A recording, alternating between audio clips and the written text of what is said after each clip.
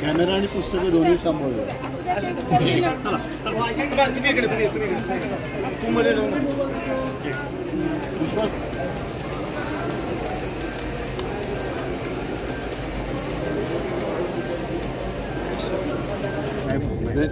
उद्घाटन नाही, आज ध्वजारोहण करून संमेलनाचे अध्यक्ष विश्वास पाटील साहेबांच्या हस्ते आणि मावळच्या अध्यक्षा तारा बोहळकरांच्या हस्ते आज ध्वजारोहण केले, शुभारंभ केला आहे.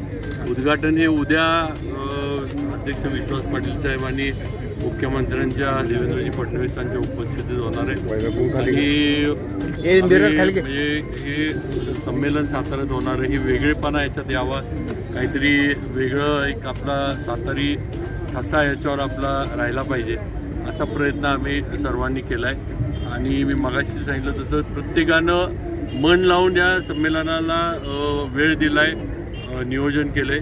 त्यामुळं नक्कीच आम्हाला खात्री आहे की शतकपूर्व हे संमेलन एक आगळं वेगळं होईल आणि सातारची या संमेलनातलं जी काही सातारची ओळख आहे किंवा सातारचं जे काही हे आहे ती कायम राहील.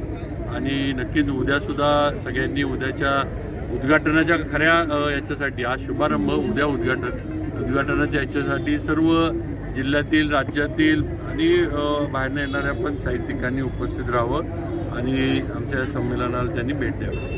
संभाजी ब्रिगेडच्या वतीने एक आंदोलन करण्यात आलं, त्यानंतर चर्चा देखील झाली, कसं बघताय सगळ्याकडे?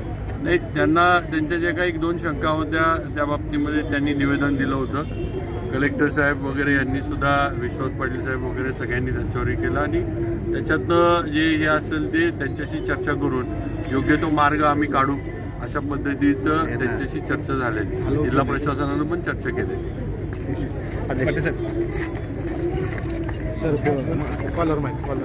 माईक असं ते करते घेते गेली अरे ते कोणाचं राहिलं तुमच्या निमित्तानंच आपल्या भावना काय आहे? शुभारंभ नेटका झालेला आहे, ध्वजारोहण झालेलं आहे. साहित्य संमेलनाच्या विविध कट्ट्यांचं, मग कवी कट्टा असेल, चित्रकट्टा असेल, प्रसिद्धी कट्टा असेल, यांची उद्घाटनं झालेली आहेत आणि तालुक्यातून मशाली आलेले आहेत साहित्य संमेलनाचं स्वागत करण्यासाठी. आणि एकूणच सातारकरांचा उत्साह मोठा दिसतो आहे. आणि त्याहीपेक्षा माझ्या दृष्टीनं महाराष्ट्र, बेळगाव, त्याच्यानंतर नागपूर, हैदराबाद इत्यादी ठिकाणाहून माय मराठीवर प्रेम करणारे अनेक रसिक इकडे दाखल होत आहेत आणि त्यांचा उत्साह पाहून आमचाही उत्साह वाढतो आहे.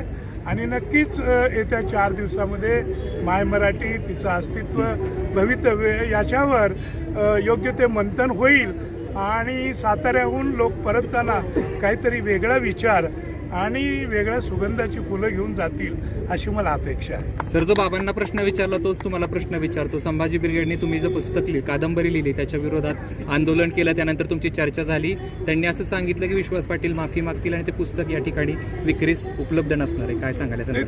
तुम्ही तुमचे शब्द नका टाकू, तसं ते मला काही बोललेले नाही. जे शब्द त्यांनी सांगितलं, जे शब्द तुम्ही वापरता ते तसे काही बोललेले नाही. अच्छा, हे लक्षात घ्या की जे आंदोलक आहेत ते माझ्यापेक्षा वयाने लहान आहेत आणि माझं पुस्तक हे 2006 साली कादंबरी आलेली आहे. सोलापूरच्या साहित्य संमेलनात एका 3,500 प्रती खपलेले आहेत. 2-3 पिढ्यांनी ते वाचलेले आहेत. तरीसुद्धा आमच्या तरुण मित्रांना या संभाजी ब्रिगेडच्या काही शंका असल्या तर ते आम्ही एकमेकांसमोर बसून त्यातून ठरवायचं आणि मार्ग काढायचं ठरवलेलं आहे. शेवटी संभाजी राजा हे माझ्या काळजाचा कुठेतरी एक कण आहे आणि त्यामुळे समजा अवधानानं माझ्याकडून एखादा शब्द चुकून इकडे तिकडे झाला असेल आणि ते माझ्या लक्षात आलं तर तो मोठ्या मनानं तात्काळ मागं घ्यायची माझी तयारी आहे. अच्छा. यापेक्षा मी वेगळं काय सांगू. ठीक आहे, थँक्यू.